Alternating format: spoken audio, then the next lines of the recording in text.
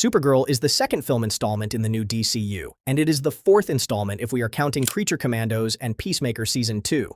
Or is it the fifth if we count Blue Beetle 2? Before I answer whether the film is as bad as they have been saying, let's talk about the film first.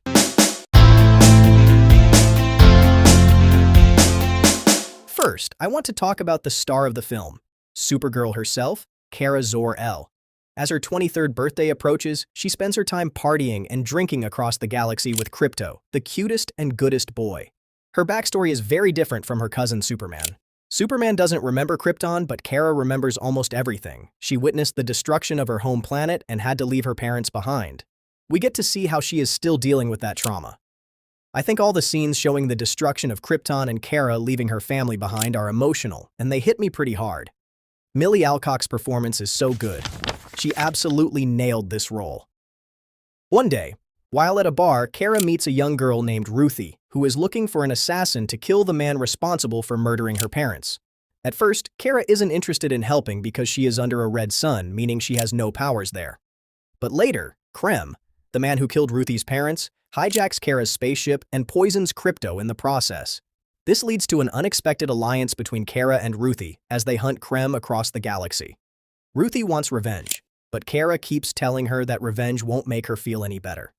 Their relationship feels like that of a big sister and a younger sister. The main villain is Krem of the Yellow Hills. Most of what we learn about him comes through the cruel things he has done. He leads a group called the Brigands, who leave destruction wherever they go. They kill without mercy and even kidnap girls from different planets to become brides. As Lobo says, killing for sport is reason enough. Maybe that's all the explanation we need. I'm still torn on this one. Part of me thinks not every villain needs a detailed backstory, but another part of me feels Krem might end up being forgettable because we never learn much about him. The majority of the film focuses on Kara, her past, her relationship with Krypto, her friendship with Ruthie, and another perspective on what it means to be a hero. I think the filmmakers did an awesome job showing us this messy side of Kara and how she struggles with everything she has been through. Jason Momoa is also a lot of fun as Lobo. Every scene he appears in is entertaining. One moment he is funny, and the next he is terrifying. His role is mostly a cameo, but it ties naturally into the main story. I just wish we got to see more of him. I can't wait to see him again in future DCU projects. David Corenswet's Superman also appears more than once, although mostly in cameo scenes. I'm already excited to see Superman and Supergirl team up in the next film. Most of the story takes place away from Earth.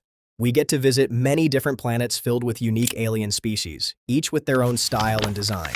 The aliens speak different languages, and there are plenty of interesting sci-fi gadgets throughout the journey. All of this gives the film some great world building. The tone is also very different from Superman. That film is bright, colorful, and hopeful, while Supergirl feels darker, grittier, and a little dirtier.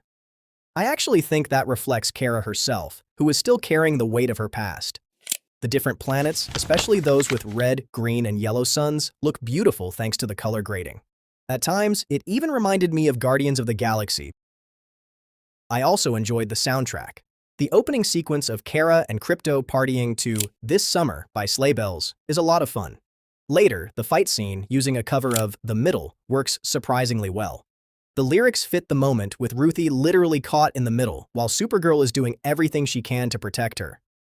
I also loved the suit reveal scene accompanied by Claudia Sarni's score. The music carries a lot of the emotional weight throughout the film. Although the action is filled with explosions, punches, and large-scale fights, not every action scene worked for me.